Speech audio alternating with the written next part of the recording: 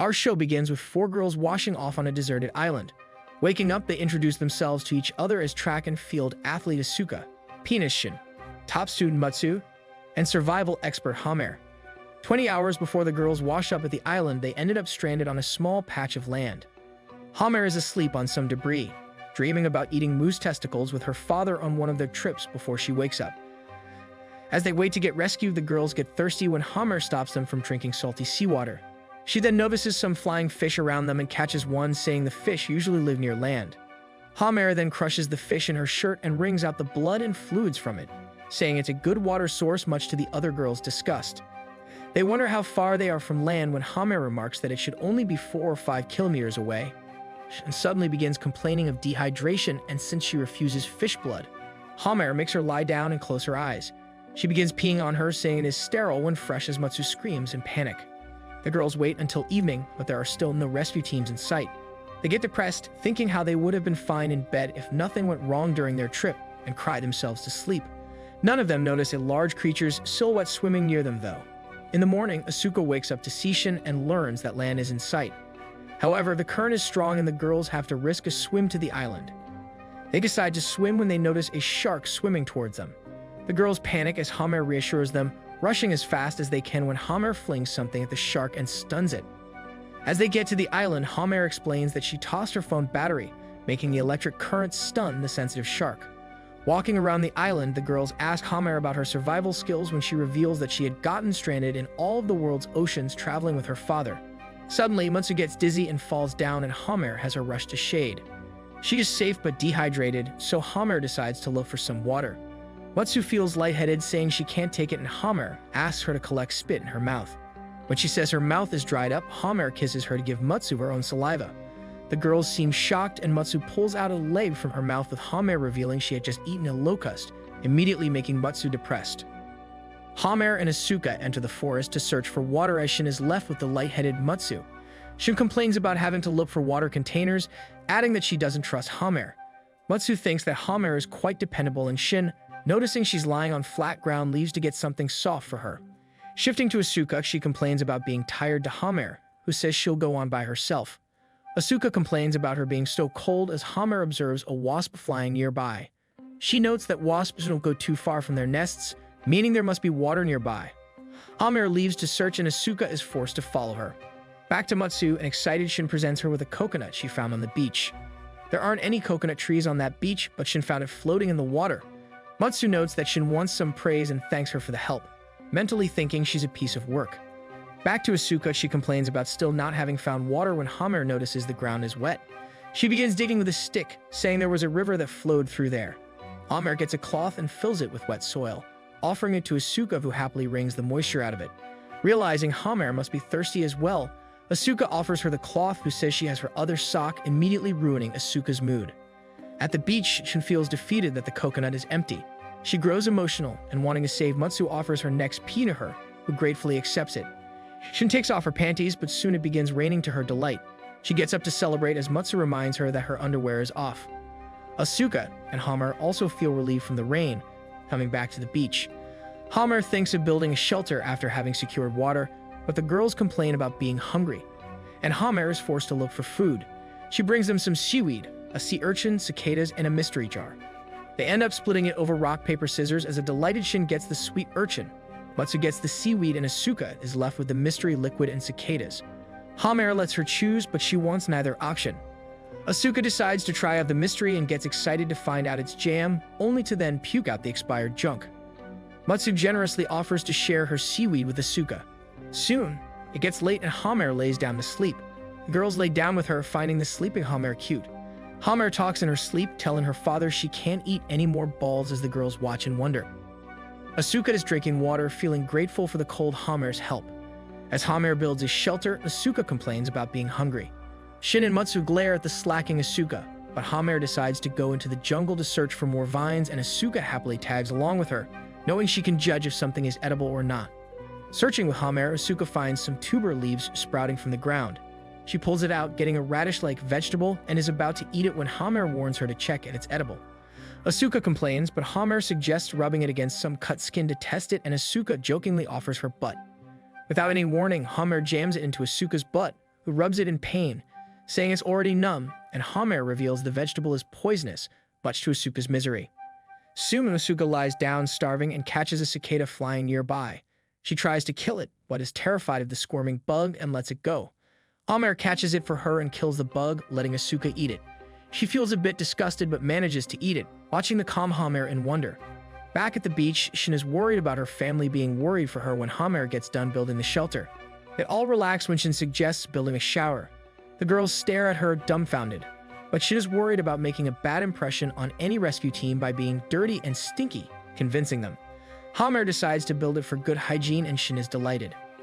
Hamer gets done building the shower and the coddled Shin is not happy seeing this simple contraption. She hesitates to get naked in the middle of the jungle but gives in and enjoys the feeling of being alone on an island. All of a sudden, she is not worried anymore. Later, Matsu and Hamer go out to the beach to search for shellfish. Matsu is a bit shy of stripping down but takes off her skirt to go into the water. The girls manage to collect a decent amount of shellfish before Matsu throws away a hermit crab she got by accident. Hamer catches it, saying the soft crab is edible, much to Matsu's horror. They go back to the other girls and Hamer makes a fire by concentrating sunlight through a bottle. She cooks the shellfish on a heated stone, and the girls excitedly wait for a decent meal. It's so good in fact that they almost eat all the shellfish before realizing Hamer has to eat too. Hamer reassures them, saying there's a whole bag of hermit crabs to eat as the girls stare at her. Hamer shows the girls how to get hermit crabs out of their shells as they seem disgusted by her eating the wriggling creatures. Matsu and the other girls build their courage to try them and find out they actually taste good. They enjoy the crabs but still don't feel satisfied by the small meals. Hamer notes this and declares that they'll kill an animal for meat, leaving the girls speechless once again. Walking along the beach, she notices some butterfly-shaped footprints, saying these belong to a squirrel. Matsu is repulsed, knowing they'll have to eat squirrels, but Hamer recalls her dad's advice and teaches them how to set a trap for the animal.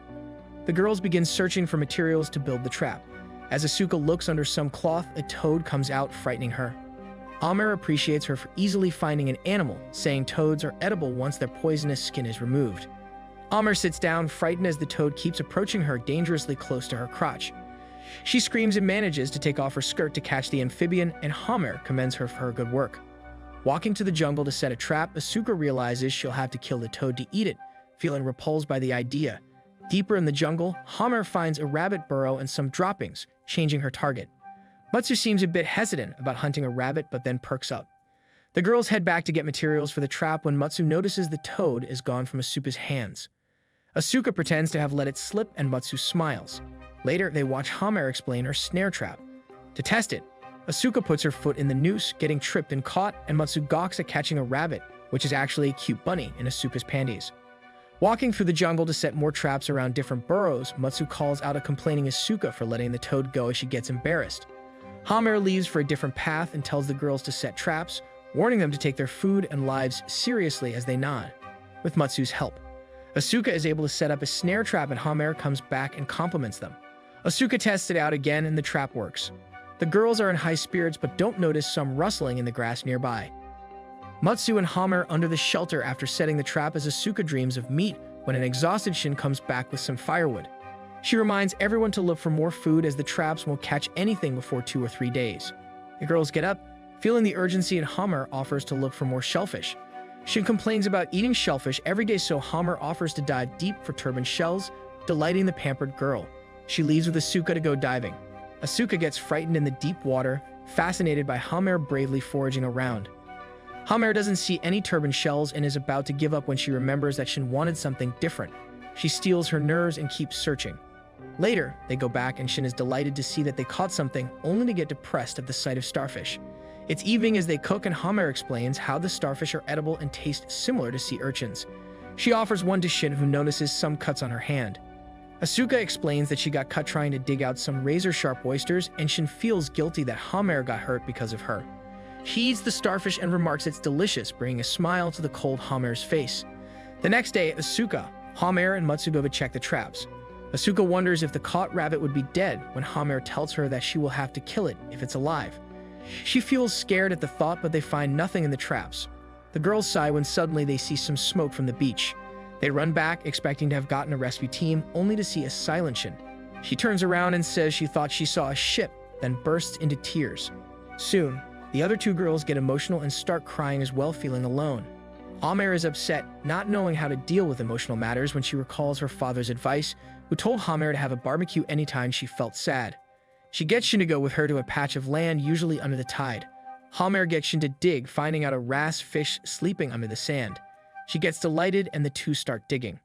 Later, they go back to camp as exhausted Matsu and Suka walk back with a pot. Their eyes immediately light up seeing several fish being grilled on sticks as they set down some spice wood. The girls set up some tea to boil in the pot and enjoy a delicious barbecue. Feeling refreshed after the experience as Hamer sighs later, happy her father's advice worked.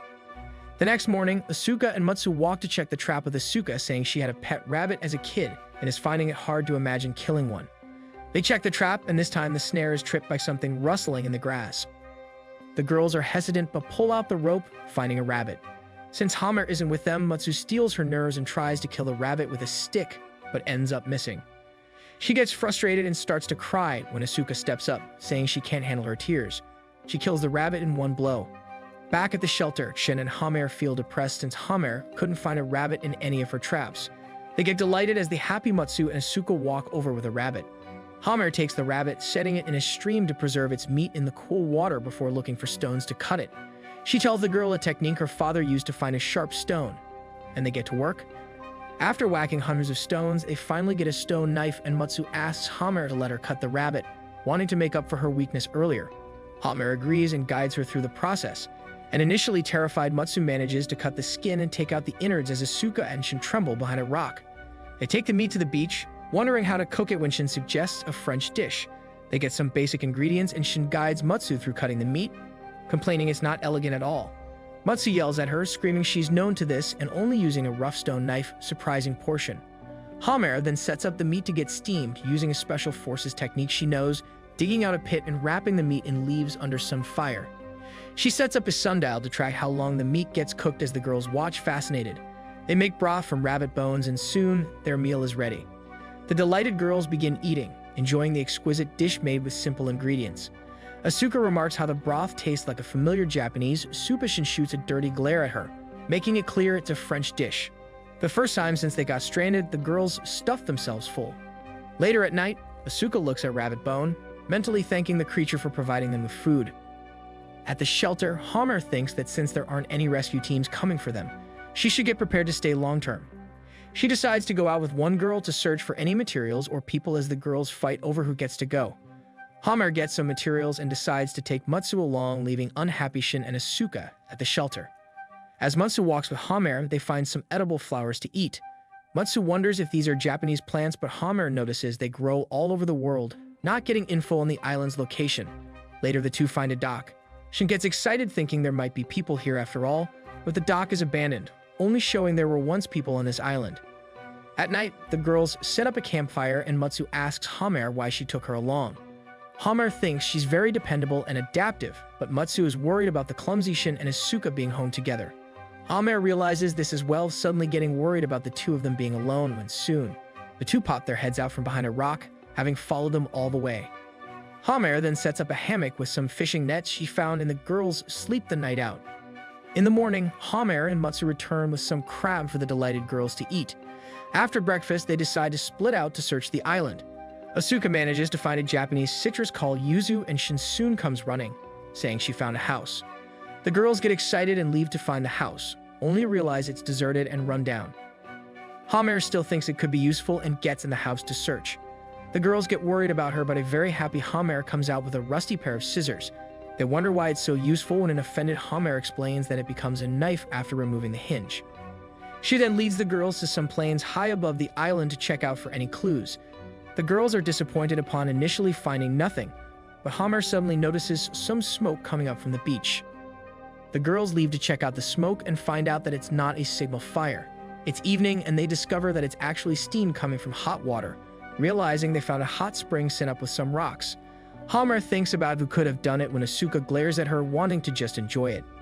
At night, the girls sit in the hot spring, taking their time to relax and enjoy themselves. Asuka puts some yuzu fruits she got in the water, and the scent and citrusy liquid of the fruit turns the hot spring into a resort. Hamer is a bit peeved by wasting food, but the girls insist they relax a bit, especially since the yuzu tree is nearby. Hamer then looks at the moon, figuring out that they're in the northern hemisphere from the stars. The nerdy Matsu immediately gets excited talking about stars. In her excitement, she keeps going, not noticing the tide building around her. The girls soon get flushed out by the rising tide and end up on the island. They leave for their hammock to go to sleep. The next morning, Hamer stumbles upon a crevice while searching. She finds some thick rope in there and wants to get it, saying it'll be good for rebuilding their shelter. The girls nervously watch as Hamer jumps down into the water in the crevice. Hamer climbs back up, remembering a climbing technique called shimmy taught by her father. The three girls congratulate Hamer on making it when suddenly, it starts raining heavily. They run back to their shelter, realizing the leaves provide little protection in a storm. Asuka gets annoyed and leaves to gather something in the water out of boredom. Lightning suddenly strikes water nearby, terrifying Matsu and Shin as they watch Asuka float up seemingly dead. Hamer gets her back out, saying the lightning struck at a safe distance, otherwise Asuka would have been dead. Shin then suggests going into the forest, but Hamer notes that it would be dangerous if lightning set fire to a tree. Under Hamer's guidance, the girls build a lightning rod to spend the rest of the rain nearby. As the weather clears, Asuka happily rushes back into the water before getting stung by jellyfish comically floating up dead again. Hamer gets her back and Matsu and Shin watch on. A little Hamer eats some fox radishes with her father stranded in a desert after their guide stole their camel. Her father assures her that life is full of hardships and with knowledge, survival is always possible as an impressed Hamer nods. At present, Hamer prepares a knife with Matsu. She uses resins, rabbit droppings, and ash to make an adhesive for the knife handles, then glues the handles to the blade and sharpens it, feeling pleased. Hamer ends up making 2 knives with both blades. Later, Asuka calls Matsu to look at a sunburn and she immediately gets concerned. She notices as well and thinks the girls will ruin their skin and shrivel up if this goes on, terrifying Asuka. An unbothered Hamer leaves to dive, searching for food. She remembers her father's teachings on how to see better underwater and catches a squid. She goes back to the girls and shows them the squid when they ask Hamer for sunscreen. She thinks about and remembers that her father taught her about using squid ink as sunblock. However, Hamer doesn't have too much ink from one squid and Matsu ends up winning rock, paper, scissors to get the sunblock. Hamer then thinks about the other 2 and creates a concoction by crushing seaweed and boiling it in water. As she asks Shin to bring the pot of sunblock over, the clumsy girl trips and spills the sunblock all over Hamer.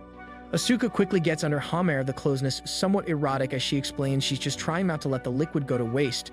Finally, a disgusted Shin has to settle for using squid fat on her face. The girls later head into the forest again to check the traps when Matsu gets bitten by a horsefly. The bite is harmless, but Hamer remembers a lesson from her father about how even the slightest discomfort could be dangerous in a survival situation. She gets some sap from a dandelion stem and rubs it over Matsu's wound, relieving her pain when she notices Asuka and Shin quarreling over something. Shin wants to make a drying rack, embarrassed about hanging her underwear in the open when Asuka reminds her that they're stranded anyway and could use a hammock. At this, Hamer remembers climbing a mountain with her father and asking him what to do if they felt the need to pee or poop while climbing. Her father simply responded by doing it in their pants without embarrassment, impressing the young Hamer. At present, Shin is still arguing with Asuka, who thinks they should build a hammock first, when suddenly a gust of wind raises her skirt much to her embarrassment, and Hamer comes back from her daydream, praising Asuka for her boldness. Both Shin and Asuka give Hamer weird looks for her suspiciously timed compliment. Later, the girls finish building a hammock and Shin asks Hamer if they can make perfume. Hamer thinks about it, saying Shin doesn't smell too bad when she remembers her trip with her father. He reminded her that staying dirty all the time, we get used to our own stench and don't realize it. Hamer confidently reassures Shin that they all stink, which doesn't help at all. Asuka then notes that Hamer is really knowledgeable about survival situations and Hamer tells her that she learned it all from traveling with her father. The girls compliment her father and Hamer readily agrees, claiming her father could never be wrong, and the girls find out she has a dad complex. The girls are surprised to see a good amount of bamboo having washed up on the beach. Hamer thinks about using it for their shelter, explaining how they can build rafts to transport the heavy bamboo to their shelter. One person would have to hold the rafts with a rope while the others stood on each raft, and Shin and Asuka seemed a bit confused by Hamer's explanation. Hamer walks along the beach with Matsu, holding the rope as Shin and Asuka have fun drifting on the rafts. Hamer notes to Matsu that they'll soon have a problem with the rafts rocking motion, and Shin immediately begins puking. Exhausted, Shin and Asuka finally drop off of the rafts at the shelter, and Hamer and Matsu begin building their shelter. They get done enjoying the shade and drain system on the roof. The girls begin creating tools with the leftover bamboo as Shin relaxes on the hammock. Suddenly, a bee flies past her, scaring Shin. Hamer notes that there have been bees flying around them, indicating there's a hive nearby. They set out for the forest and track the beehive in a fallen log. Hamer recalls some advice from her father to not get stung by bees or wasps at all and warns the already terrified girls about it. She says that the girls should take this chance as they could really use the nutrition from the honey. Hamer then begins to explain her plan, saying she would force the bees out with some smoke at one entrance and quickly grab the honeycombs from the other. Hamer then lights a fire and gets into the log, taking out one honeycomb. All three girls seem too terrified of the bees to approach her when Shin realizes Hamer is getting stung. She toughens up and gets close to her, taking out the honeycombs and handing them to the other girls. The girls happily make their way back to the shelter later, setting the honeycombs out on the roof to slowly extract the honey with the drains. Shin asks Hamer if she is okay, who pops a honey-dripping finger into her mouth. The next day, Asuka and Hamer go fishing with makeshift spears and manage to catch some. Returning back to the island, Hamer notices some bats flying away, wondering where they're going. Shin then offers to fish with Hamer tomorrow and she agrees. The next day, Hamer builds a raft for Shin since she can't swim and Matsu and Asuka leave to collect firewood. Shin gets on happily wading in, determined to catch fish and be useful. Hamer dives in and later comes out with a big fish, hopeful that Shin has won by now as well when she realizes that there is a strong current in the water. A horrified Hamer climbs on a tall rock and screams Shin's name but finds nothing. Matsu and Asuka are heading back to the beach, thinking about how everyone back at home is having summer vacations when they hear Hamer screaming. They run over to her and ask her what's wrong, and an upset Hamer responds that Shin may have been swept away. Asuka gets angry, grabbing Hamer by the collar and yelling at her when Matsu gets her to calm down. Hamer apologizes and says that it hasn't been much longer, deciding to make a raft to go look for Shin. While making the raft, Hamer thinks about a certain advice her father gave her, that her survival was most important above all.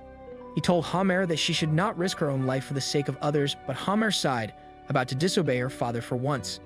In the middle of nowhere, Shin realizes she has drifted away from the island and begins crying. She stops, remembering Hamer's advice to not waste moisture when she sees a small island in the distance, paddling towards it for survival. Back at the main island, Matsu asks Asuka to prepare a good meal for Shin and Hamer's return, wondering if they would ever come back. Asuka encourages her to stay confident, praying for Hamer and Shin. Shin gets off on the rock and finds out that it's barren. She sees a small cave but turns back upon realizing it stinks. In the end, Shin sits behind a rock, feeling helpless and dehydrated and beginning to cry. Switching to Hamer, she doesn't see any signs of Shin, thinking that she should have caught up by now. Hamer feels desperate, regretting charging out without a plan, but remembers her father's advice to always stay calm, even when there is apparently no way out. She finally decides to vault on the raft using a spare bamboo, getting high up for a few seconds when she finally sees a big rock in the distance. At the rock, Shin starts hallucinating, thinking about the dear friend she made, suffering from dehydration. She apologizes to her parents for not being able to make it, when a familiar voice assures her that she will. Shin immediately starts crying upon seeing Hamer tightly clinging to her. A relieved Shin asks Hamer for some water, who realizes she didn't bring any in her panic. Shin is devastated, falling on her knees when Hamer regrets rushing out in a panic. She then asks Shin if she saw something on the rock, who then leads her to the cave she found. Hamer checks out the cave and yells out, scaring away some bats. She admits the bats only stayed in the cave for shelter and left for the island, meaning the cave itself has no food. Hamer then finds some rainwater in the cave, but it turns out to be rotten, stinking of bat droppings. Shin feels bad that they can't drink it, but Hamer reassures her that it will work out. She gets Shin to collect materials from the island and build a raft for their return. While building the raft, Hamer ties some bottles behind it to collect water as they row. On the raft, Shin feels even more tired and dehydrated, and Hamer feels the effects as well. Shin asks Hamer why she even brought the contaminated water with her, and Hamer responds that she wanted to try sterilizing it in the sun. Shin, overwhelmed by thirst, begins to reach out for the dirty water anyway, but gets stopped by Hamer. She tells her that any water she drinks will result in diarrhea, leaving her in an even worse condition. Shin feels helpless, but Hamer reassures her that the colon can still absorb water. She calmly reveals a foolproof strategy. They'll drink the dirty water from their anuses, which should keep it away from their stomachs and prevent diarrhea. Hamer orders Shin to take off her panties and face her as the horrified girl screams in protest. She backs off, but of course she needs it to survive. Hamer comforts her, saying she'll use her mouth to transfer the water, and a very uncomfortable Shin screams. Shin lays on the boat, traumatized, trying to convince herself that what she did was only for her survival, as Hamer breaks her bubble and reminds her that she needs water as well. Hamer points her butt at Shin, telling her to dig her tongue in, and Shin gets even more traumatized. As the sun starts to set, a still depressed Shin asks Hammer to keep certain events secret when Hammer calls out, pointing at a familiar island in sight. Back at the island, Asuka calls Matsu over and the two smile and call out. Shin rushes over to hug them, crying and relieved. Hammer looks at them, remembering her father's teaching to not be too kind, but feels happy that she disobeyed him this time. The girls call Hammer over for a feast they prepared. They all eat and Asuka asks how they survived without water. Shin immediately covers Homer's mouth, saying they made it through the power of their sheer will. The girls lay down on their hammocks and discuss tomorrow's chores when they realize Hammer is sleeping soundly. They smile, knowing how hard she has worked. The next day, the girls are setting up a boar trap in the forest. Hammer gets everyone except Shin to rub boar droppings on their hands to make sure the boars don't run away from their scent. After the trap is done, the girls force Shin to test it. She agrees but notes all of them watching with intense focus. As Shin trips and gets pulled up, her panties are revealed to the fascinated girls, who find out they have her name on them. Some are out in the sea. A ship hurries towards the island. Homer's father is on it, determined to find his daughter. That's all for today. If you enjoyed the video, please leave a like and subscribe to our channel for more amazing content.